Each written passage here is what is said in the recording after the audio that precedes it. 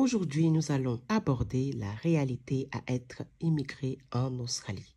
Les étapes d'immigration dans la période, on va dire dans les périodes de 3 à 6 mois, dans les périodes de 6 mois à 1 an et dans la période de 1 an à 3 ans.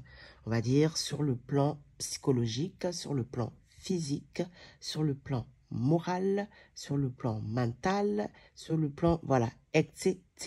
Il y a bien évidemment des étapes d'immigration que je vais vous en parler aujourd'hui. Je vais vous parler des remarques, des choses que j'ai pu remarquer pendant ces 3 ans qui viennent de s'écouler. Et bien sûr, ce que j'ai pu remarquer par rapport aux personnes qui immigraient en Australie, comment leur pensée était, comment les idées qu'ils ont eues, les idées qu'ils n'avaient pas eues, la dépression, oui, parce que oui, il y a aussi la dépression, les morales, enfin bref, je vais vous parler de tout ça aujourd'hui, donc si vous êtes intéressé, à tout à l'heure.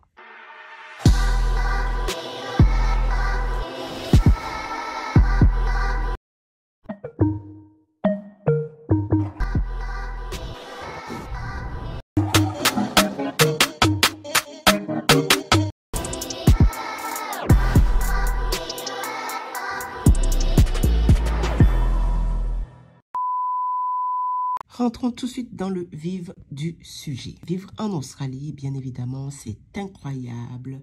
Il y a énormément d'opportunités à prendre en considération. Il y a plein de choses à faire. Vous voyez la vie en rose. Enfin bref, mais il ne faut pas oublier également que ça peut être un désastre. Ok, l'immigrer en Australie, immigrer en Australie peut s'avérer aussi tout un désastre. Si vous êtes immigré en Australie, ça peut être vraiment très dur. Oui, mentalement, ça peut être vraiment très dur. Moralement, ça peut être vraiment très dur. Il ne faut pas oublier que, comme je le répète à chaque fois, l'Australie, c'est à l'autre bout du monde. Et même les Africains ou beaucoup de personnes qui viennent en Australie, parfois, ils se sentent vraiment perdus. Quand je vous dis ils se sentent vraiment perdus, ils n'arrivent pas à s'y trouver un peu. Après ça, ça peut arriver partout, ok? Ce n'est pas que en Australie, hein. Vous pourrez immigrer dans n'importe quel pays. Bon, ça peut être un peu partout comme ça, ok? Mais là, parlons plus précisément de l'Australie, okay? Car le sujet parle de l'Australie. Il y a différentes étapes d'immigration quand vous immigrez en Australie. Les étapes d'immigration au début, entre, on va dire, entre 0 à 3, voire 6 mois, vous êtes très excité, vous venez d'arriver, vous êtes motivé, vous avez, vous essayez de, comment dire, vous essayez vraiment de faire des erreurs, vous expérimentez les choses, comment dire, vous découvrez aussi la langue, les choses à ne pas faire, les pièges, les arnaques. Vous vivez vraiment des expériences, mais vraiment hors du commun. Mais vraiment, je dis la vérité, hors du commun. Et puis, il ne faut pas oublier, vous êtes vraiment très excité. Et là, vous dites, oh là là, mais là, c'est le gros lot, là. Alors là, je suis arrivée dans un pays, mais vraiment de l'opportunité, le pays où je peux vraiment, tout est permis. Vraiment, tout est permis. Jusqu'à ce que les choses commencent à se chuter. Et là, vous arrivez à la période entre les 6 mois et les 1 an. Alors, comment vous dire que cette période, c'est vraiment une période très challengeante. Comment dire, pendant cette période, en général, les gens sont vraiment dans le challenge, ok? C'est une période vraiment très challengée un peu et vous vous sentez un peu, on va dire, un peu très seul parce que voilà, vous avez déjà dépassé la période d'excitation, la période de la découverte, de l'expérimentation, enfin bref, de pas mal de choses. Et là, vous arrivez à la période où, voilà, ça devient vraiment très challengeant, vous vous sentez un peu seul, vous vous faites des amis, ok, parfois vous pouvez aussi faire des amis de votre pays, ici, vous devez être vraiment très discipliné parce que oui, pendant cette période-là en général, voilà, il faut faire quand même beaucoup plus d'efforts que vous avez fait au début dans les 3 mois à 6 mois, ok? Vous devez vraiment vous auto-activer, vous devez être vraiment autonome parce que là, oui, déjà dans la première période, vous êtes aussi... Voilà, vous êtes un peu autonome, mais là, dans la deuxième période, entre les 6 mois et les 1 an, vous êtes vraiment ancré sur ça, ok? Vous perdez un peu le fil, voilà, et l'Australie, enfin bref, c'est pas vraiment ça, quoi, voilà, il faut vraiment tenir, vous commencez aussi à vous poser la question, est-ce que vraiment vous êtes vraiment faite pour rester dans ce pays? Parce que tout simplement, c'est dur, hein, culturellement, ça va pas, pour s'adapter, voilà. Il faut savoir aussi que le manque de la famille, tout ça, ça y joue énormément. Vous avez la famille qui est loin de vous, ok, à l'autre bout de la terre. Enfin bref, tout ça, ça y joue énormément pendant cette période de 6 à 1 an, ok. Là, vous commencez à vous poser vraiment des réelles questions, en sachant, est-ce que vraiment, vous voulez vraiment rester dans ce pays-là, ok. Et puis, concernant le boulot et tout ça, là, vous êtes en train de vous challenger, vous essayez vraiment de vous en sortir et tout ça, là. OK? Et puis, l'étape de la période entre les 1 an et les 2 ans qui arrive subitement. Et là, vous êtes très, très, très frustré. Quand je vous dis que vous êtes vraiment très frustré, vous êtes énervé car la chute est vraiment très terrible. Oui, la chute de la période entre les 6 mois et les 1 an, en fait, c'était une pré-chute, en fait, qui vous... comment dire, qui vous préparait un peu sur la vraie chute, ok? Donc là, la chute est vraiment très terrible, vous êtes complètement perdu, mais vraiment, la période de 1 an, voire 2 ans, vous êtes complètement perdu. Et le truc, c'est qu'il faut vraiment continuer, ok?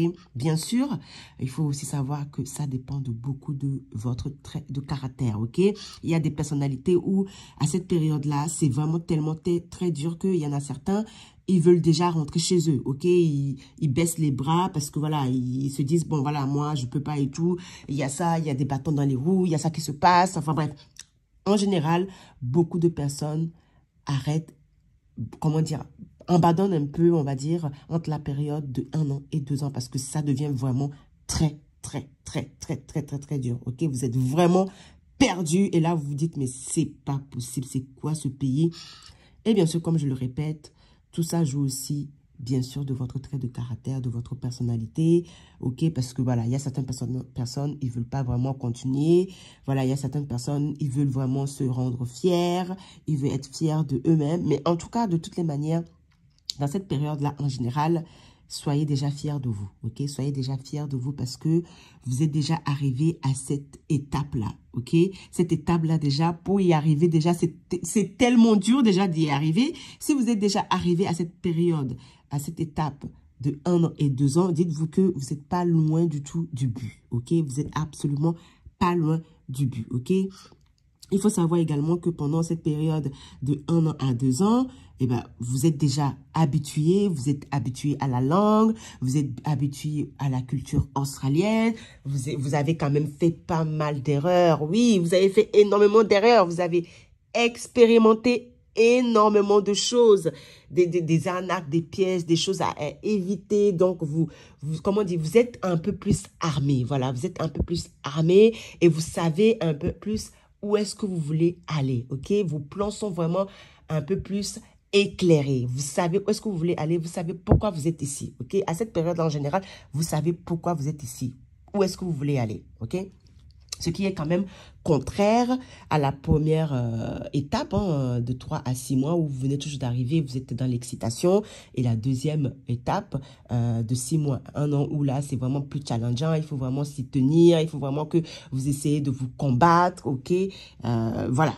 Il faut savoir qu'en général, également, à cette période de 1 an à 2 ans, vous avez vécu pas mal d'expériences, comme je vous ai dit. Donc, vous êtes un peu plus mentalement, psychologiquement plus fort. Et vous serez plus, on va dire, relax. Ok, là, ça va être vraiment dans la relaxation, sans prise de tête, voilà, sans pression, quoi. On va dire, oui, voilà, vous serez vraiment sans pression parce que vous connaissez déjà le lieu, vous avez déjà tout expérimenté, vous savez déjà à peu près où est-ce que vous avez mis les pieds.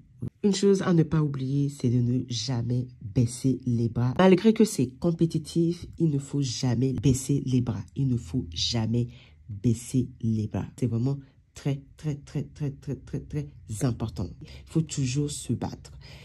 Quelque chose que j'ai pu remarquer en arrivant ici, et bien sûr, ça m'est également arrivé à plusieurs reprises, hein, c'est que même si vous êtes qualifié et que c'est très, très, très, très compétitif, il faut vraiment tenir la cadence, ok? Il ne faut pas laisser tomber, ok? Il faut vraiment travailler sur son CV, il faut vraiment travailler sur sa lettre de motivation, il faut vraiment travailler sur les références. Enfin bref, vous donnez vraiment, être créatif, voilà, c'est ça. Il faut être vraiment très, très, très créatif. Et bien sûr, être conscient de la difficulté d'accent, oui, parce que oui, il faut savoir que les Australiens, les accents australiens, c'est complètement autre chose, ok?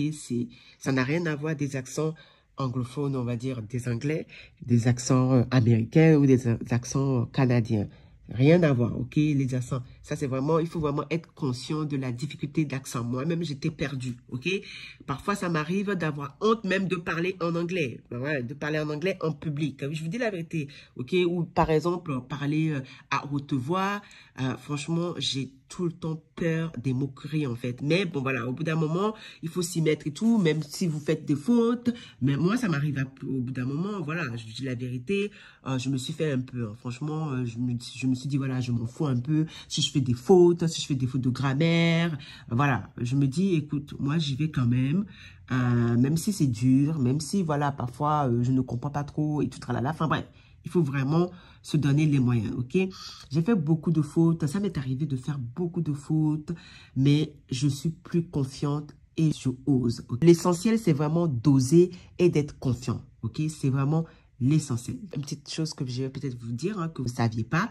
Exemple, moi, une chose que j'avais trop peur avant, c'était, par exemple, de faire en fait des conversations téléphoniques, on va dire, avec des gens au téléphone. Alors ça, c'était vraiment ma hantise. Alors là, j'étais hantée par ça. Réaliser des conversations téléphoniques avec des gens, avec des conversations, converser avec les gens quoi, par téléphone, c'était une chose qui m'est hantée vraiment. Et je me disais, mais attends, mais si je viens en Australie, en fait, ça sera vraiment quelque chose que je vais améliorer, en fait. Vous voyez, je me suis tellement entraînée maintenant, ben voilà, je suis plus à l'aise maintenant à parler avec les Australiens au téléphone. Et puis voilà, l'accent australien, oui, comme je l'aurais dit, c'est vraiment très différent, mais c'est vrai que bon, voilà. À force de s'entraîner et tout, tralala, voilà, on s'y fait un peu, ok? On s'y fait, mais c'est vrai que ça, c'est vraiment, ça fait partie des difficultés, en fait, quand on arrive en Australie. Et pendant les étapes d'immigration, oui, l'anglais australien fait partie des choses à prendre vraiment en considération parce que oui, ça peut très vite vous faire un peu baisser les bras. Une chose également que j'ai pu remarquer, et que, bien sûr, ça, je ne cesserai jamais de le répéter parce que, voilà, la vie en Australie est vraiment très chère. Je vous dis la vérité, je connais des gens. Moi-même, la dernière fois, j'en parlais avec des copines. Franchement, vous êtes en Australie, vous travaillez dur, vous gagnez de l'argent, mais l'argent, il part dans tous les taxes. Il part dans ce que vous mangez, il part dans ce que... Franchement, je dis la vérité, ça part très, très, très, très vite, l'argent ici en Australie. Vous gagnez beaucoup d'argent, mais en fait, au final, vous vous posez la question, mais en fait, j'ai gagné tous ces argents-là, mais cet argent-là, ils sont passés où en fait? Sérieusement, tout est cher en Australie. La vie est vraiment très chère. Bien sûr, voilà, il y a certains qui viendront me dire, oui, bah, la vie est chère partout. Oui, oui, oui, la vie est chère partout, mais c'est encore plus cher qu'en Australie. Je dis la vérité, la vie est encore plus chère en Australie que là où vous vivez. Je vous dis la vérité. Donc, il faut avoir plusieurs jobs. Ici, une chose aussi que j'ai beaucoup remarqué, pour pouvoir subvenir à vos besoins, sortir un peu de la misère, il faut avoir plusieurs jobs. Oui. Si vous n'avez pas plusieurs jobs, oh là là, ça va être vraiment compliqué pour vous. Beaucoup d'Australiens ont plusieurs jobs pour pouvoir tenir un peu la cadence, ok? C'est vraiment très important ici pour s'en sortir. Si vous n'avez pas 2 jobs ou 3 jobs, ça va être vraiment compliqué pour vous. Ça va être vraiment compliqué pour vous. Et aussi, il faut avoir le temps. C'est pour ça que c'est toujours mieux, quand vous venez en Australie, d'être entrepreneur. C'est-à-dire de créer votre propre truc. Là, je comprends maintenant pourquoi les Indiens, les Chinois, quand ils viennent ici, qu'est-ce qu'ils font en première chose? Eux, ils se cassent même pas la tête. Ils ouvrent quelque chose parce qu'ils savent très bien que, ah non, avoir 2 jobs ici, avoir non, non, non, non, 3 jobs pour pouvoir se... Non, non, non, ça c'est vraiment un casse-tête, mais vraiment un casse-tête, je vous dis la vérité. Et ici, en Australie, beaucoup de personnes ont 2 ou 3 emplois pour pouvoir tenir la cadence parce que la vie est vraiment très chère en Australie. Ou sinon, avoir plusieurs jobs pour pouvoir s'en sortir. À moins que, bien sûr, vous vivez à la campagne. Et encore, même si vous vivez à la campagne, c'est quand même cher. Vous allez quand même dépenser, en fait, ok? Donc, une chose aussi que j'ai pu remarquer, eh ben, les étudiants, ils souffrent beaucoup, oui. Les étudiants souffrent beaucoup, mais dès lors vous avez un bon emploi et bien payé en Australie, la vie est plus facile et agréable. La seule chose à faire, c'est vraiment de pouvoir avoir un emploi professionnel sur le long terme avec une carrière qui est bien payée, ok? Qui est bien payée et bien sûr, ou sinon, par exemple, vous créez votre propre truc et là, la vie est plus facile pour vous et plus agréable, tout simplement parce que soit vous êtes sur votre compte et là, du coup, vous avez une seule entreprise, vous pourrez au moins gérer et tout, tralala. Voilà, parce que là, avoir de travail et tout, tralala, ça aussi, c'est encore autre chose, ok? Mais c'est vrai qu'en règle générale, dès que vous avez un emploi bien payé, bien fixe, bien, on va dire, carriériste, on va dire professionnellement, vous êtes bien, voilà. La vie est plus facile et la vie en Australie est plus agréable, on va dire. Mais c'est vrai que tant que vous n'avez pas un emploi professionnel, on va dire stable, fixe, sur le long terme, c'est vraiment, je vous dis la vérité, c'est vraiment un parcours du combattant, c'est vraiment très dur. Une chose également que j'ai pu observer pendant les étapes d'immigration est que même si je le savais quand même après, hein, je le savais quand même avant de venir ou même d'arriver en Australie, c'est que ici, avoir le permis, ça je l'aurais dit à chaque fois, même dans toutes mes vidéos, je vous le dis, avoir le permis de conduire en Australie, c'est vraiment la base. Permis de conduire, la voiture, à moins que, bien sûr, vous vivez en ville. Bon, même si vous vivez en ville, le transport en commun, je vous dis la vérité, ça coûte super cher, le transport en commun en Australie. Oui, oui, oui. C'est même mieux d'avoir une voiture que de prendre les transports en commun, en fait. Parce que déjà, dans un premier temps, les transports en commun ne sont pas vraiment très desservis dans n'importe quel, on va dire, quartier ou ville. Et deuxièmement, c'est très cher. Et troisièmement, en fait, c'est vraiment une perte de temps pour rien. Voilà. Donc, le mieux vraiment, c'est d'avoir le permis et d'avoir la voiture pour pouvoir mieux vivre, en fait. Parce qu'il faut savoir, à l'Australie, c'est quand même très grand, ok? L'Australie est grand, voilà, et bref, comme je l'aurais dit, cher aussi. Donc, voilà, si vous voulez immigrer en Australie, le permis de conduire, c'est la base. Franchement, pour s'en sortir, le permis de conduire, c'est la base. Je vous dis la vérité, c'est vraiment la base. Bon, je pense que j'en ai fini aujourd'hui concernant la réalité, on va dire, à être immigré en Australie. Oui, parce que c'est une réalité, hein, à être immigré en Australie. Voilà les choses qui peuvent, on va dire, se passer, qui peuvent vous arriver pendant le moment où, pendant les étapes où vous allez immigrer en Australie, où vous êtes immigré en Australie. Voilà, en général, on va dire, il me semble qu'il y a eu comment dire, une étude qui a été faite, en fait, et ils ont remarqué que beaucoup d'immigrés qui venaient en Australie, qui migraient en Australie, étaient plus ou moins, on va dire, dans ces mêmes types d'état d'esprit pendant une période de temps, pendant le début, pendant le milieu et pendant, on va dire, quand je dis le début, c'est-à-dire entre les 3 mois et les 6 mois, et on va dire pendant la période de 6 mois et 1 an, et pendant la période de 1 an à 2 ans. Bon, voilà. Cette étude-là, bon, je l'ai lu quelque part, hein, mais c'est vrai que beaucoup d'immigrés en Australie, voilà, ils ont souvent ce type de réalité-là que je vous ai énoncé ici dans cette vidéo. Donc, j'espère vraiment que cette vidéo vous aura quand même assez informé, en espérant que vous prendrez quand même compte de ce que je viens de vous dire et être éveillé, être conscient que l'immigration dans un pays, ce n'est absolument pas facile. Il faut se battre, il faut s'investir. C'est de l'argent, en fait, que vous misez sur vous-même, ok? Donc, voilà, je dis à la prochaine vidéo. Prenez soin de vous.